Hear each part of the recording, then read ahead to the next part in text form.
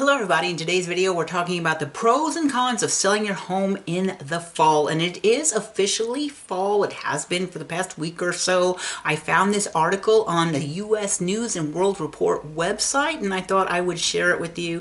Pros and cons of selling your home in the fall.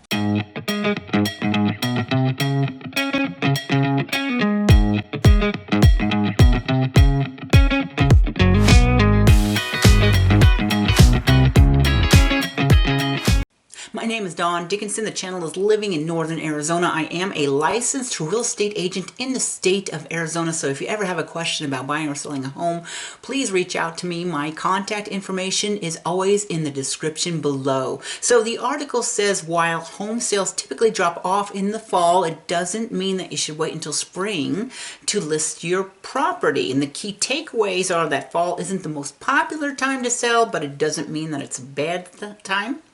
You can benefit because there's less competition, then the weather might be more cooperative, and your home might sit on the market a little bit longer and you might end up with a lower sales price. However, in the market that I work in, primarily Sedona, Arizona, actually fall is quite a good time to sell because that's when the real estate market heats up, and the reason for that is because fall and spring are very hot tourist seasons, and a lot of time you'll have tourists that are on vacation and they're like, wow, this place is fantastic, I should buy a home here. So again, this doesn't work for all the markets, but typically across the United States, fall might be a slower time of year to sell your home. So the number one pro to selling your home in the fall, cited by this article, is there might be less competition, fewer people putting up their home for sale in the fall versus the spring. The reason that is largely because a lot of people do like to put their home up for sale in the spring so that it will sell over the summer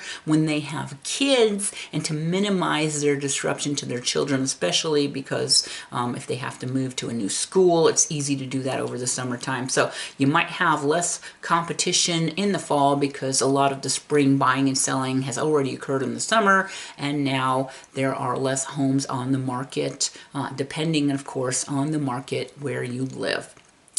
Pro number two is that buyers might be a little more easily able to focus. Again, if you have adults with children, their kids could be in school, so they might be able to look at homes while they are in school.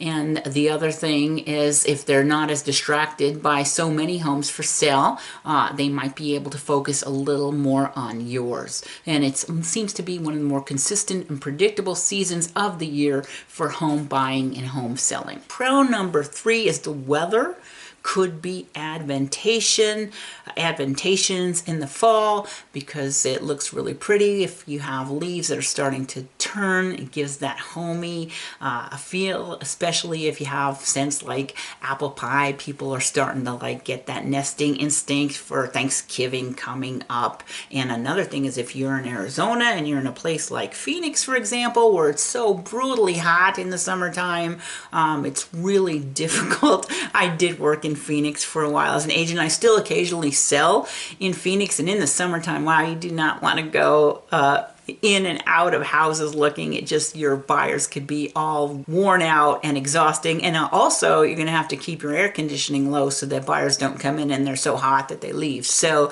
the weather could be on your side, especially because it gives you that homey, holidays coming up feel, and could be a positive experience for your buyers, which is always good when your buyers are feeling happy looking at your home.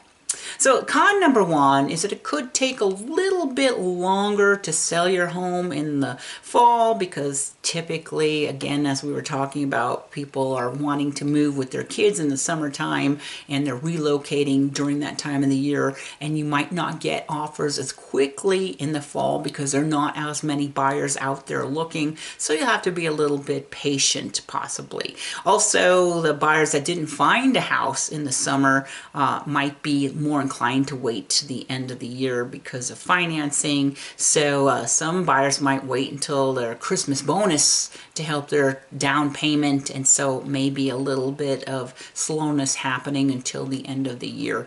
Con number 2 is you might have to settle for a lower price. Of course, this is always the case with supply and demand, right? If houses are sitting on the market a little bit longer and there are few buyers looking for them, the sellers may be more willing to negotiate. In fact, this happens to me all the time when I have buyers looking at a house and they're thinking of writing the offer. The first thing they're like, how long has it been on the market? And what's really odd is if it's been on the market 45 days, which used to a few years ago be nothing, right? They're like, oh, it's been on the market for 45 days. They must be willing to deal. And that's not always the case, but it might be. You might have to deal because people will see it's been on the market a little bit longer and they're thinking you're more likely to take a lower price. And so they're going to be offering you a lower price. And if you want it to go, you might have to settle for a lower price. So that's con number 2. And then con number 3 is you might not get to completely show off your curb appeal. So even though it might look homey and cozy and warm, if you get to late fall where all the trees have lost their leaves, perhaps it doesn't show as well as it does in the spring when your lawn is green and all the flowers in bloom. So it might not look as good. And the other thing I've noticed is when I sell in Flagstaff, sometimes, it's snowy late in the fall, and I've had people say, wow, I bought my house over the wintertime, and in summer, in the spring, like all these beautiful plants came up that I didn't even know was there. And so that's the type of thing that your buyers might not be able to see if you end up selling in the fall. So that's it. Pros and cons to selling your house in the fall season. My name is Dawn Dickinson. This channel is Living in Northern Arizona, where I talk about everything there is to know about living in the state, the northern half of the state of Arizona, and anything real estate. So if you liked the video, please do me a favor and give me a thumbs up. Consider subscribing to the channel. I post content every single week, so I hope to see you back here next week on my next video.